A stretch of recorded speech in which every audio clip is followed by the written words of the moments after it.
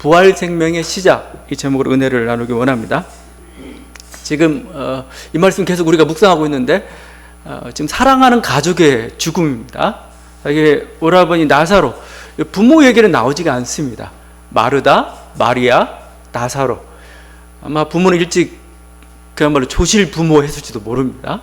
그리고 남매끼리 정말 이렇게 똘똘 뭉쳐서 지금 잘 살고 있었는데 그 중에 기둥 같은 한 사람이 사라져버린 거죠. 그건 굉장히 큰 슬픔이고 아픔입니다. 막 어떤 그 슬픔과 무기력 가운데 이렇게 사로잡혀 있습니다. 근데 이 슬픔과 무기력이라는 게 이런 원망 때문에 만약에 예수님이 우리 곁에 계셨더라면, 예수님 능력도 있으신 분이고 그러면 우리 오라버니는 돌아가지 않았을 텐데, 그런 어떤 안타까움, 뭔가 이렇게 그런 어떤 원망 같은 것도 있는 거죠. 우리도 동일한 원망을 합니다. 왜냐하면 어떻게 보면 우리 인생에 부딪히는 어떤 고난이나 이런 것들은 사실 하나님이 직접 주신 건 아니죠. 그런 불행도 아닙니다. 어떤 것은 어떻게 보면 자신의 어떤 욕망이나 부주의 때문에 벌어진 일입니다. 그런데 불구하고 우리는 그렇게 막 하나님 원망하죠. 하나님 왜 안 도와주셨습니까? 하나님 왜 안 막으셨습니까? 비슷한 것 같습니다. 마르다와 이렇게 어떤 후회와 원망의 말을 계속 하죠. 근데 좀 하나님 억울할 만도 하겠는데 이런 말을 들어도 무방해요. 왜냐하면은 하나님은 맨날 뭐 자기 전능하다고 얘기하고 그 다음에 우리를 사랑한다고 얘기해놓고 막상 위기의 순간에 나몰라라는 모습을 보였거든요. 그러면 당연히 원망하게 되어 있죠. 사랑하는 만큼 또 기대하는 만큼 원망은 있게 마련이고, 뭐 그건 하나님의 몫이에요. 하나님은 그래서 들어야 되고, 우리는 뭐 또 그렇게 우리의 안타까움들을 이렇게 얘기할 수밖에 없는 겁니다. 지금 보니까 그 마르다가 지금 원망의 말을, 저는 원망의 말처럼 보여요. 주님이 여기 계셨다면 우리 오라버니는 안 죽었을 텐데, 이 말이죠. 그래서 안타까움을 얘기합니다. 그렇지만 마르다는 어떻게 보면 이 아픔을 딛고 또 위대한 신앙 고백을 합니다. 그게 24절입니다. 마르다가 이르되 마지막 날 부활 때에는 다시 살아날 줄을 내가 아나이다. 우리 오라버니 이렇게 돌아가셨지만 그래도 마지막 날 부활 때는, 주님이 재림하시고 그 종말 때에는 우리 오라버니가 다시 살아날 것입니다. 그래서 우리 오라버니와 우리는 함께하는 그런 어떤 우리 신앙 고백, 어떤 정통 부활 신앙이죠. 정통 부활 신앙 고백을 하고 있는 거죠. 사실 이것은 유대인들도 공통적으로 고백을 했습니다. 유대인들, 우리가 뭐 바리새파라고 얘기하고 있지만 뭐 나중에 유대인들도 공통적으로 이런 부활 신앙을 고백했습니다. 나중에 종말 때에 우리들도 다 몸의 부활입니다. 다시 살아서 가족들을 보게 될 겁니다. 사랑한 자들 다시 만나게 될 겁니다. 정말 강렬하면은 여러분 괜히 부활해서 안 보고 싶은 사람도 있을 겁니다. 저 인간을 안 봤으면 좋겠는데. 그렇지만 또 간절히 또 보고 싶은 사람이 있어요. 정말 쟤는 보고 싶다. 쟤는 그 소망이죠. 그래, 그 소망을 가지고 우리는 이제 기다리겠다. 어떻게 보면 유대인들도 가지고 있었고, 지금 말해도 그런 고백을 하면서 지금 슬픔을 이겨내고 있는 겁니다. 그런데 오늘 말씀이랄지 예수님이 하시는 그 25절, 26절 말씀 보다 보면은 이 마르다의 신앙 고백이 사실 문제가 있어요. 문제가. 마르다의 신앙 고백이 지금 제대로 되고 있는 건지, 이거 제대로 된 고백인지, 정확히 그 고백의 의미를 알고 있는 건지, 예수님이 다시 좀 교정하는 그런 의미가 있는 말씀이라고 생각을 합니다.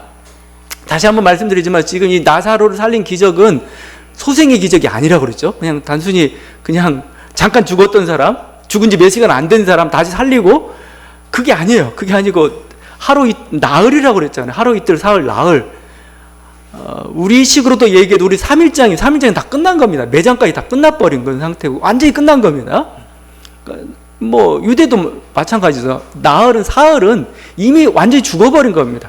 완전히 죽었는데 나사로를 살리죠. 따져보면 살렸다는 건 뭐, 이것은 부활의 기적입니다. 그러니까 예수님이 부활의 기적을 지금 선취하시는 거예요. 보여주신 겁니다. 마지막 때 어떤 일이 일어날 건가? 종말 때 마지막 때 어떤 일이 일어날 건가를 나사를 통해서 보여주는 겁니다. 그래서 이 기적은 특별해요. 이 특별한 기적을 요한복음만 전하고 있는 건 좀 이상하기도 하지만, 그 요한복음은 이 나흘이라는 거, 이건 그냥 소생이 아니고 나는 지금 예수님이 부활의 능력을 가진, 우리를 부활시키는 분임을 지금 드러내고 싶은 겁니다. 그래서 오늘 그 예수님의 말씀을 통해서 우리들이 교정해야 될 게 두 가지가 있어요. 하나가 그 25절이죠. 나는 부활이요 생명이니, 이 선언입니다. 나는 부활이요 생명이니. 유대인들을 부활할 거냐? 그거에 대해 얘기하지 않아요. 진정 부활하고 싶으면 나를 믿어야 된다는 겁니다. 예수 그리스도로, 이 부활이라는 것은 예수 그리스도로 믿는 자에게 일어난 놀라운 사건이라는 겁니다. 그래서 나는 부활이요 생명이니 이렇게 선언하고 있죠. 여기서 그 유명한 그 에고 에이미를 또 쓰겠습니다. 에고 에이미, 신적 언명이라고, 신적 언명. I am입니다. I am 아나스타시스죠. 나는 부활이다.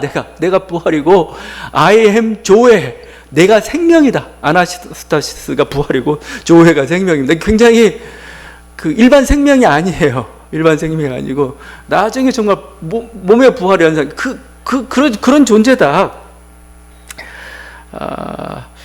그러니까 나는 부활 자체고 나는 생명 자체다.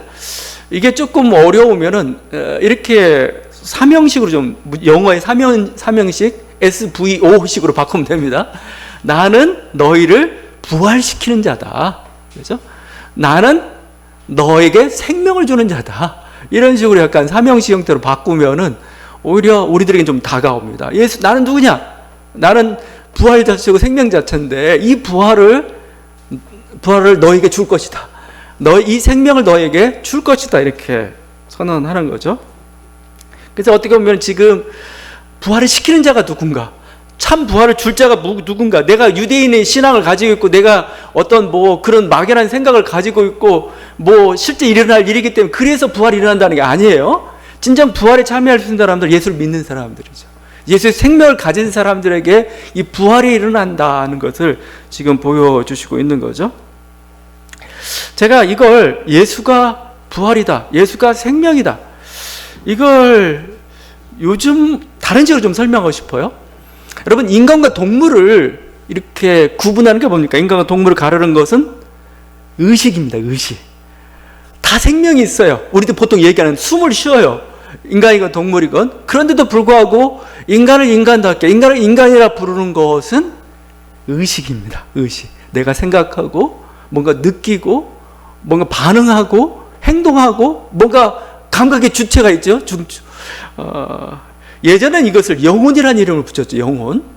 근데 영혼하다 보니까 뭔가 또 새로운 존재처럼 보여요. 자꾸.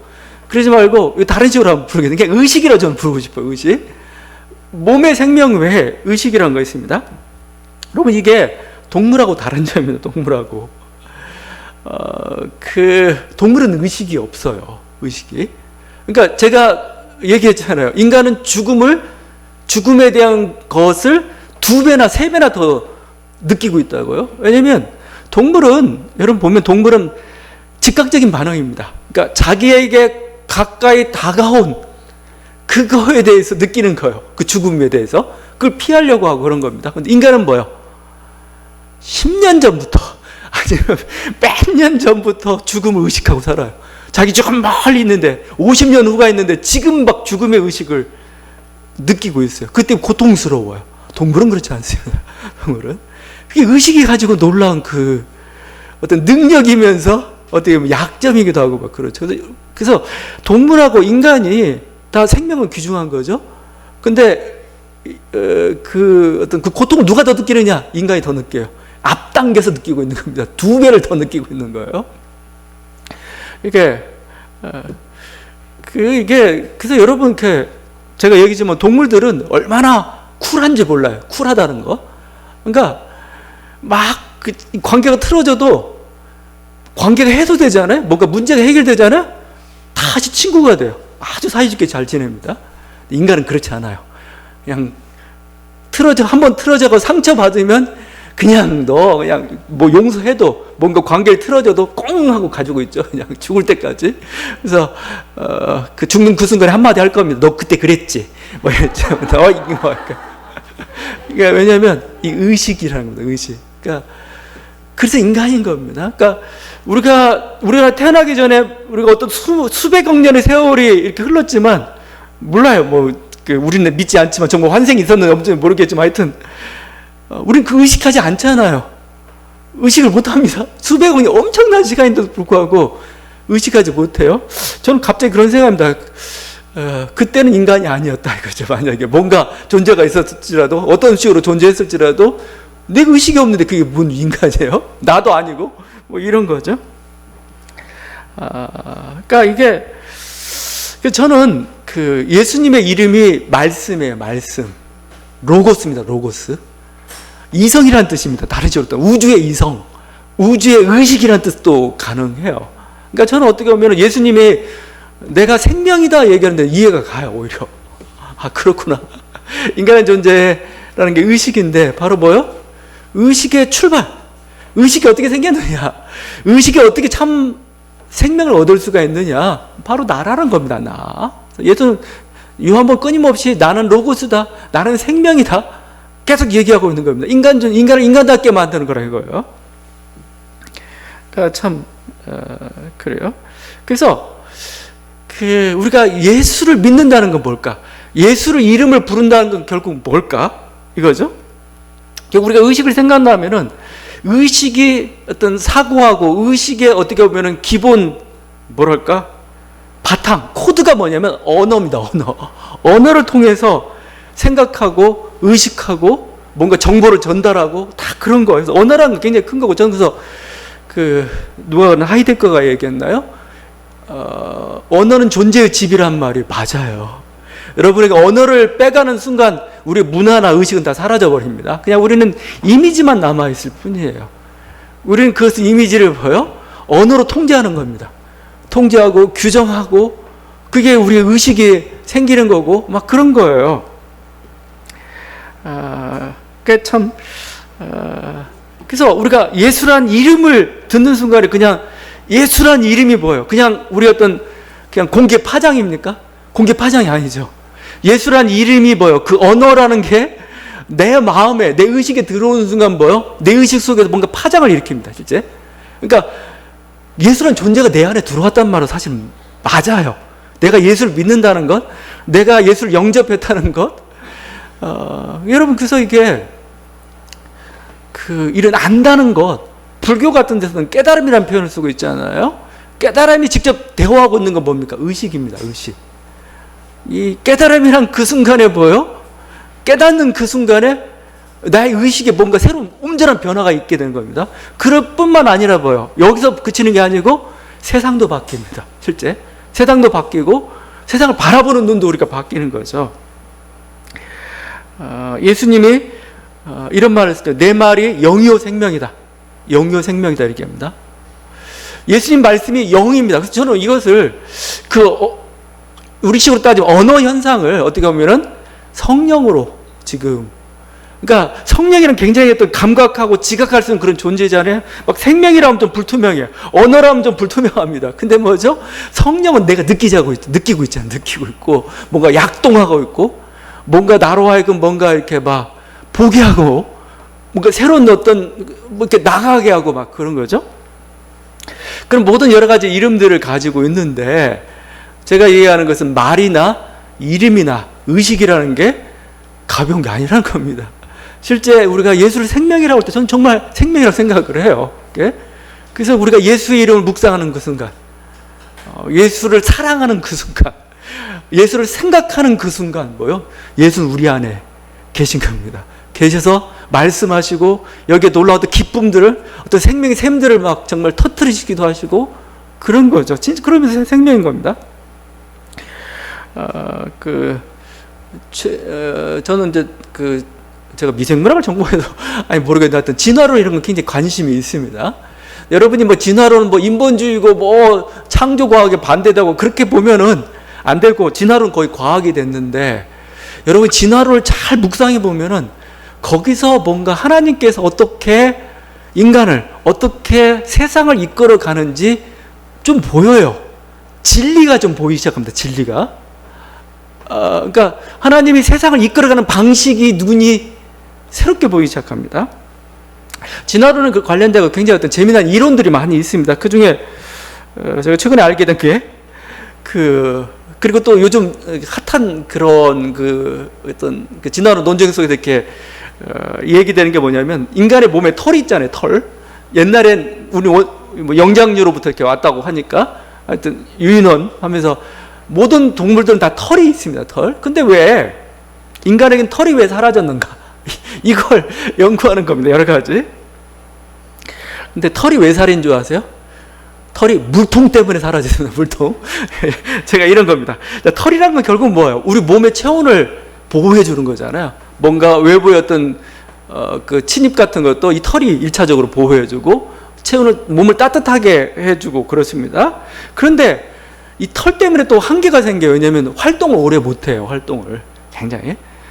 왜냐하면 그래서 사자 같은 경우에는 1시간 이상 못 뜁니다. 하루 한두 시간 일하면 끝 땡이에요. 왜냐면 막 뛰다 보면 막 몸에서 열이 나죠. 열이 나면은 이 털 때문에 열이 못 빠져나가요. 못 빠져나가니까 이거 계속하면 죽습니다. 잘못하면. 그러니까 뭐예요? 그냥 딱 뛰고 쉬어야 돼요. 쉬어야 되고 막 이런 거죠. 근데 인간이라는 것은 이 의식이랄지 생각이 있고, 생각을 통해서 물통이라는 것들을 이렇게 나중에 도구를 만들어야 되겠네. 물통이라는 게 그건 뭐예요? 이렇게 사실 인간은 막 뛰고 막 활동하다 보면 땀이 나고 막 그렇죠. 땀이 나고 막 그러면 막 갈증도 느끼고 막 그러죠. 그럼 뭐요? 수분을 꾸준히 보충해 줄 수 있으면 그 활동을 계속 유지해 나갈 수가 있는 겁니다. 그 인간만큼 땀샘이 발달한 동물이 없습니다. 모든 동물 중에 땀샘이 가장 많이 발달한 게 인간이에요. 여러분, 땀 흘리는 거에서 너무 여름철에 스트레스 받지 마세요. 자, 땀을 흘림으로써 뭐죠? 인간은 뭐요? 체온을 조절하는 놀라운 능력들을 가지고 있는 거죠. 그래서 땀샘도 많은데 체온도 되는데, 이거 뭐요?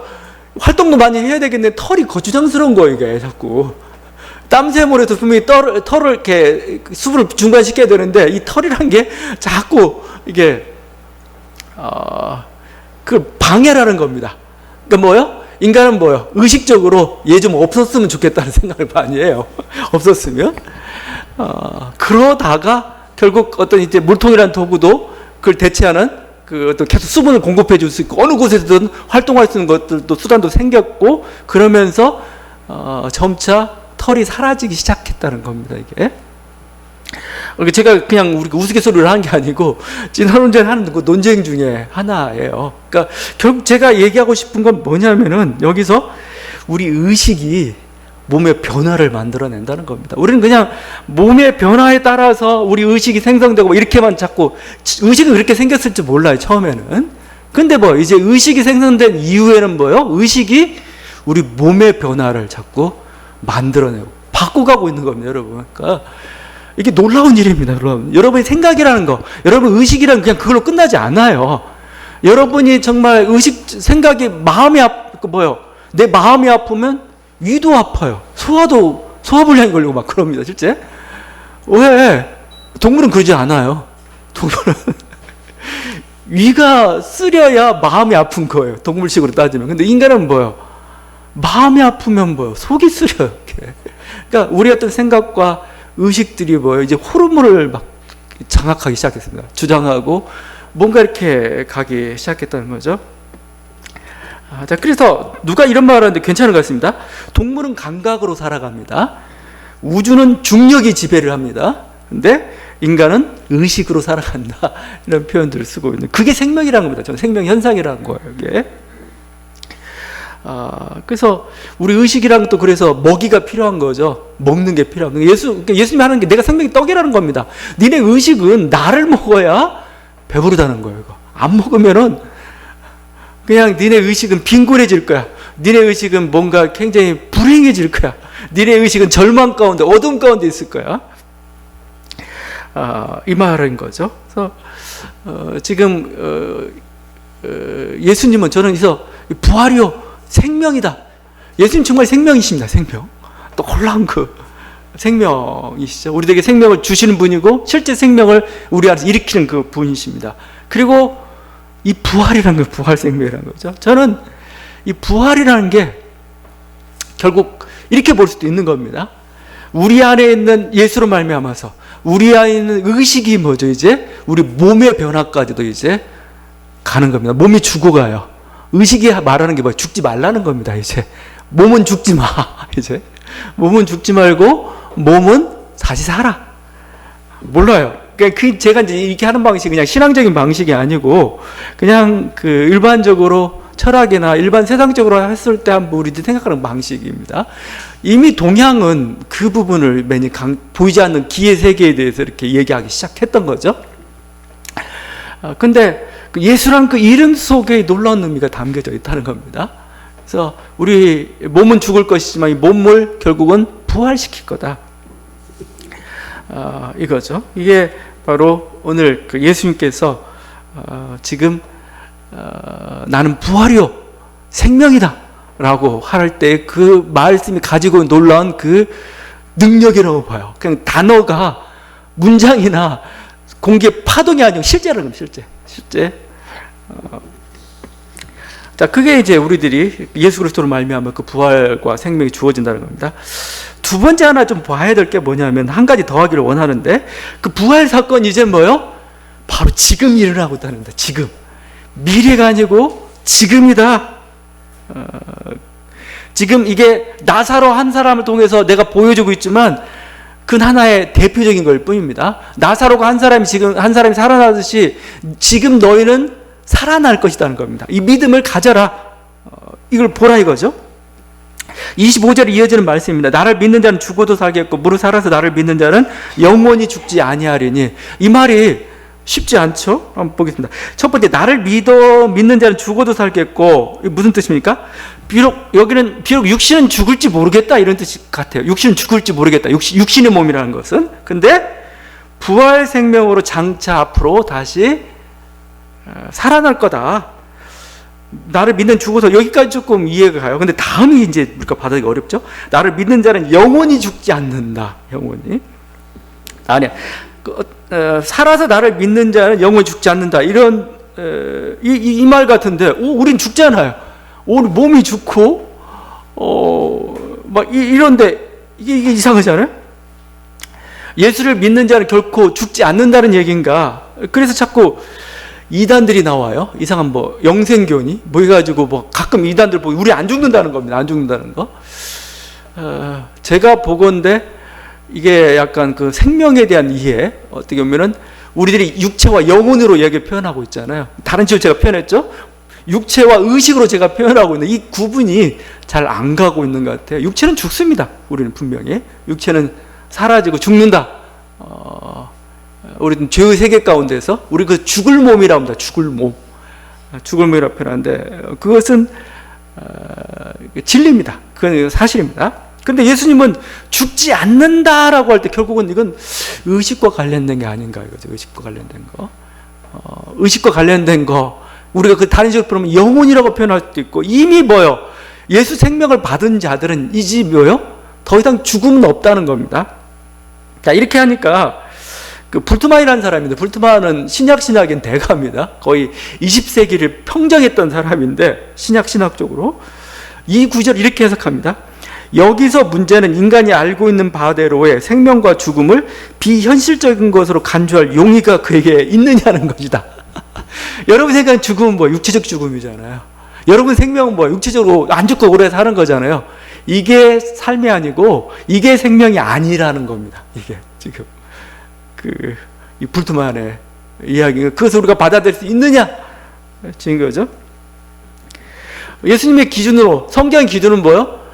우리가 그 육체적 죽음을 육체에 대해서 얘기하는 게 아니고 하나님을 알지 못하는 거, 예수가 의식 안에 없는 거, 그게 죽음이라는 겁니다. 그건 의식이 없다는 표현이 마찬가지. 그건 죽음이라는 겁니다. 이게. 제가 앞에서 자꾸 그 인간을 자꾸 동물하고 이렇게 비교했잖아요. 그게 우리들이 이 장면을 조금 이 말씀 이해하는데 어떤 좀 명확할 것 같아요. 예. 그래서 하여튼 우리들이 삶과 죽음이라는 걸 근데 사실은 근데 우리가 육체적인 어떤 존재죠. 계속 육체 가운데 이렇게 살아가고 있고 또 육체적인 어떤 삶과 죽음이 너무나 강력하기 때문에 이게 좀 받아들이기가 쉽지 않은 것 같아요. 지금 그래서 우리들이 이 한계를 지금 주님께서는 뭐요? 뛰어넘을 것을 지금 얘기하고 너에게 정말 중요한 게 뭐냐 이거요. 인간을 인간답게 만드는 게 뭐냐는 거예요. 제가 인간은 의식으로 살아간다고 했잖아요. 의미로 살아간다고 얘기했잖아요. 의미 없는 삶이라는 게 뭐냐는 거예요. 그건 죽음이라는 겁니다. 그게 바로 의식이 제대로 굴러가지 않는 의식이라는 것은 그건 죽음이라는 겁니다. 근데 뭐죠? 예수 그리스도를 통해서 너희가 참다는 의미들이 이제 주어지기 시작했다는 겁니다. 이제 진정한 의식에 진정한 참된 본질에 너희가 이제 접근하기 시작했다는 겁니다. 그러니까 이제는 뭐예요? 너희는 살았다. 더 이상 죽지 않았다. 이렇게 얘기하는 거죠. 이거 가지고 이제 신학자들은 이제 이걸 용어화해야 되니까 여기서 쓰는 말이 유명한 실현된 종말론이라는 씁니다. 실현된 종말론. 이게 실현된 종말론이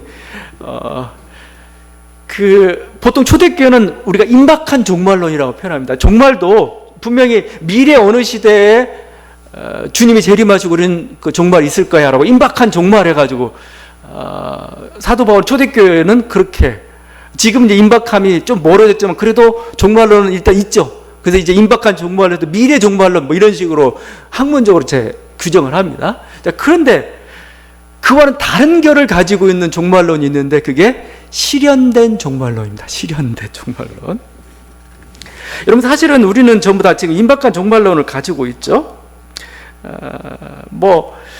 일단 종말의 임박한 미래가 종말이 와야 그때서야 부활은 시작되고 우린 지금 살다가 죽을지도 모르지만 대기 상태에 있다가 그때가 되면 우리는 다시 죽었던 몸이 살아나고 그래서 우리는 천국이라고 하죠. 그때는 천국이 올 거야. 자, 이런 게 가장 신앙적으로 아니면 교리적으로는 그걸 가지고 있는데 성경은 그렇지 않습니다. 성경은 요한복음은 특별히 자꾸 너희의 어떤 천국을 종말을 미래로 미루지 말라는 겁니다. 미래로 미루지 말고 이미 너에게 지금 이루어지고 있다는 거예요. 너에게 지금 뭐요? 나는 부활이요 생명이다. 지금 너희가 예수를 알고 있다면 너희는 이미 생명을 얻은 거고 너에겐 더 이상 죽음은 없어. 이 죽음이란 거 너희가 생각하는 죽음은 그 육체적 죽음인데 그건 의미가 없는 거야. 이거 의미가 없는 거고 넌 지금 참다운 생명을 살고 있고 이 생명이 그냥 그 죽음의 한계만 죽음의 꺼풀만을 벗을 뿐이에요. 실제 지금 이렇게 얘기하고 있는 거죠. 그래서 우리가 그래서 이미 천국은 실현됐다는 겁니다. 언제? 내가 예수 그리스도를 믿는 그 순간에 거기에서 천국은 시작되고 있다는 겁니다. 우리가 그걸 인식하냐 인식하지 못하느냐 이게 엄청난 거죠. 그래서 지금 요한복음이 사도 요한복음 기록하면서 목적을 뭐라고 표현하냐면 예수를 믿는 너희에게 영생이 있음을 알게 하려는 겁니다. 영생이 있음을. 아니 다 예수 믿고 다 우린 천국 기다리고 있는데 그게 아니라는 거예요. 그게 아니고 영생이 지금 너희에게 주어졌다는 거예요. 너 지금 생명을 지금 느끼고 있어? 네가 생명 안에 지금 거하고 있다는 걸 알고 있어? 그 생명이 주는 그 놀라운 그 능력과 기쁨을 너는 지금 누리고 있어? 지금 이걸 묻고 있는 겁니다. 근데 사람들이 자꾸 이걸 밀어버려. 저 미래로. 예전에 제가 모시던 목사님 중에 한신교회가 이중표 목사님 계신데 이분이 맨날 별세 신앙입니다. 별세 신앙. 근데 별세가 죽음의 높임말이기도 하지만 이렇게 특별한 세상입니다. 그러니까 우린 특별한 다른 세상에 산다 그런 의미가 별세 죽음의 의미 가운데 우리 들어가 있어요. 근데 이게 하여튼 그래서 어떻게 보면은 자신이 죽음으로써 특별한 어떤 새로운 세계에 들어선다는 그것. 근데 그 별세가 죽어서 가는 별세가 아니고 살아서 가는 별세다 해가지고 좀 이렇게 계속 그렇게 설교하고 다니셨는데 그게 바로 실현된 종말론입니다. 실현된. 네 안에 이미 천국은, 네 안에 이미 영생은 이미 주어졌어. 이겁니다. 그러니까 지난번에 소크라테스도 얘기하고 있지만 예수님이 죽음 앞에서 담담할 수 있었던 건 뭐예요? 더 이상 예수님에겐 죽음이 문제가 안 돼. 의미가 없어요. 죽음 자체가. 그건 이제 동물적 생명이고, 예수에게서는 이 의식이란 게 뭐 이미 로고스의 생명으로 충만한 분이기 때문에 그게 별로 의미가 없는 거고, 그래서 오히려 그냥 담담해요. 오히려 더 기쁨으로 받아도. 왜냐하면 빨리 육신의 탈을 벗어야 나는 하나님께로 간다, 이런 느낌이 드는 게 지금 요한복음의 모습입니다. 그래서 요한복음은 십자가가 결코 비통한 게 아닙니다. 어떻게 보면 마르다한테 요구하고 있는 겁니다. 마르다, 오라비의 죽음 때문에 슬퍼하고 있는데 슬퍼하지 말라 이거죠. 우리는 이미 이런 놀라운 그 영생 가운데, 생명 가운데 우리는 살고 있다 이거죠. 살고 있다. 그렇다면 나사로는 이미 우리의 영혼 가운데, 그 안에 이미 부활해 있을지도 몰라요. 그러니까 그렇게 지금 얘기하고 있습니다. 이건 그 요한복음 사도 요한뿐만 아니고 사도 바울의 말이기도 하죠. 고린도후서 5장 17절이죠. 이게 이런 말이 가능하죠. 그런즉 누구든지 그리스도 안에 있으면 새로운 피조물이라, 이전 것은 지나갔으니 보라 새 것이 되었도다. 그렇게 임박한 종말을 얘기했던 사도 바울도 가끔 보게 되면은 그리스도 안에 이런 놀라운 일을 얘기해요. 이미 너희는 뭐요? 새로운 피조물이라 이겁니다. 새로운 창조물. 마치 부활이 일어난 것처럼 우리 안에 지금 그런 얘기들을 하고 있습니다. 미래가 아닌 거죠. 미래가 아닌 현재. 이미 그래서 에베소에서는 뭐라고 하냐, 에베소서에서 우리가 2장에 보게 되면 예수를 믿는 것에 대해 우리는 이미 하늘나라에 앉혔고, 이런 표현, 하늘나라에 앉았고, 우리는 하늘나라에 앞으로 앉을 거잖아. 그런 표현을 안 써요. 그냥 앉았다 해가지고 그냥 이미 하늘나라에 있는 것처럼 이렇게 표현들 하고 있는 겁니다.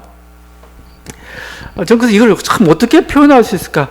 참 저는 그래서 느낌이 마치 그 도를 깨달은 스님 같은 느낌이다. 도를 깨달은 스님, 해탈한 스님. 해탈한 스님은 이제 나는 이제 모든 윤회에서 다 벗어났다 이거죠. 세상에 가장 중요한 게 뭔가 없어요. 세상을 다른 차원에서 바라보면서 이렇게 살아가고 있잖아요. 물론 그 세계는 우리가 지금 이해를 할 수는 없습니다. 이해를 할 수 없지만 지금 요한복음이 지금 얘기하고 있는 그것, 바울이 얘기하고 있는 그 수준이라는 바로 그 수준입니다. 우리들이 해탈해가지고 뭐요, 이미 생명 현상에, 그 놀라운 생명의 충만함에 거하고 있는 그 모습이죠. 예수 안에 그런 일들이 있고 그걸 알라는 겁니다. 그러니까 이게, 그래서 사도 바울도 예수님처럼 똑같은 이런 확신을 얘기하죠. 사도 바울 로마서 8장에서 해방의 성령에서 얘기하면 이렇게 얘기합니다. 환난이나 공고나 박해나 기근이나 적신이나 위험이나 칼이나 사망이나 생명이나 천사들이나 권세자들이나 현재일이나 장래일이나 능력이나 높음이나 기쁨이나 다른 어떤 피조물이라도 우리 주 그리스도 예수 안에 있는 하나님의 사랑 안에서 우리를 끊을 수 없다. 자, 이렇게 담대하게 외쳤던 사도 바울은 실제적으로 어떻게 됐습니까? 실제적으로 뭐 로마 심의란 이유로 십자가는 아니지만 새 분수교회라는 것이 있습니다. 그곳에서 그냥 도끼로 목이 잘리는 도끼로 목이 잘리는 그 현장, 그 순간에도, 아니 그 위협과 그런 위협 속에 살고 있음에도 불구하고 칼이나 위험이나 칼이나 이거 아무것도 아니라고 얘기하고 있어요. 그리스도 사랑 안에서 그건 아무것도 아니라고 얘기하고 있는 거죠. 이게 그 천국을 이미 소유한 자의, 그건 더 이상 의미가 없어. 의미가 없고 나에게 위협도 되지도 않아. 바울의 이런 태도 한번 봅시다. 바울의 고린도후서 말씀입니다. 우리는 속인 자 같으나 참되고 무명한 자 같으나 유명한 자요, 죽은 자 같으나 보라 우리가 살아있고 징계를 받는 자 같으나 죽임을 당하지 아니하고 근심하는 자 같으나 항상 기뻐하고 가난한 자 같으나 많은 사람을 부유하게 하고 아무것도 없는 자 같으나 모든 것을 가진 자로다. 제가 지금 여기를 정신승리를 자꾸 얘기하려는 게 아닙니다.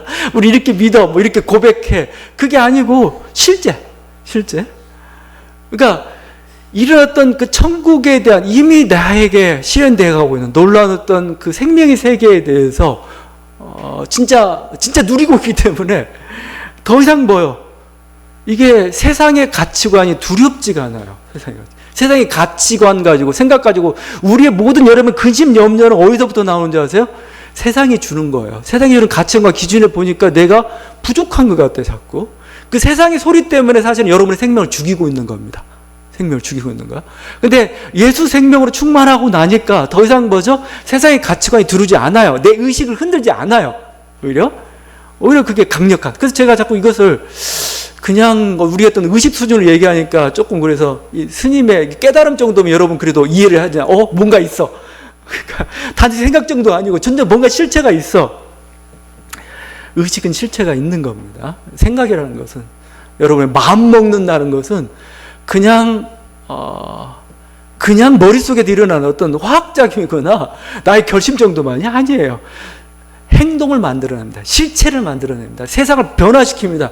여러분, 이 예수 부활 생명이 사실은 뭐예요? 우리 죽을 몸을 살릴 몸으로 만들고 있는 거예요. 예수란 그 생명 자체가, 예수 생명의 강력한 그 의식이, 그게 뭐예요? 우리 죽을 몸을 살리고 있는 겁니다. 저는 이렇게 보고 싶어요.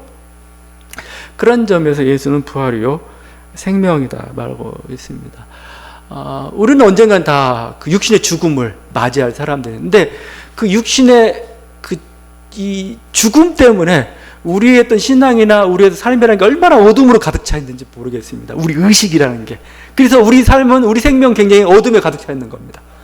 근데 뭐죠? 이제 예수 생명으로 그 살아있음과 그 꿈틀거림과 그 기쁨과 그 에너지 있죠? 에너지. 그걸로 바꾸라는 겁니다. 바꿈으로써 뭐죠? 정말 우리 삶 속에서 놀라운 뭐죠? 일들이 벌어지는 거예요. 변화들이 일어나는 거고, 사실은 뭐예요? 이제 죽음이 주는 그 독소와 같은 것으로부터 우리는 뭐예요? 어느 정도 조금 자제시킬 수가 있어요. 조금 속적으로 얘기한다면, 지금 그 예수님은 이 부활 생명이 너에게 지금 임하였다 마르다에게 말씀하고 있고, 이 요한복음을 읽고 있는 모든 사람들에게 그 영생이 있음을 너희랑 깨닫게 하기를 원한다 지금 말씀하고 있고, 그 은혜 가운데 들어가기를 원하고 있습니다. 여러분, 다시 한번 이 주님이 주시는 그 놀라운 그 생명의 은혜 가운데서 그 충만함과 기쁨과 그 에너지를, 그 힘을 느끼는 저와 여러분 되게 간절히 바랍니다. 기도하시겠습니다.